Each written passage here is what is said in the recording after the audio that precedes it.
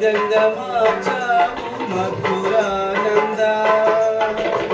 పుత్రుణ్ణి కరుణించి ఉన్న మనరకాన్ని లేకుండా చేస్తావు స్వర్గానంద. దాన ధర్మాల ఫలితాలే పసివాళ్ళు.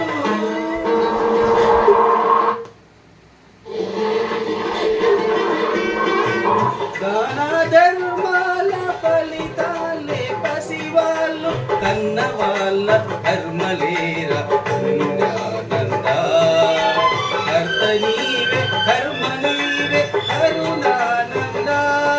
నిసరి సరిగా మమరి సరి సరి సదని కమగమరి సానంద పరమానంద.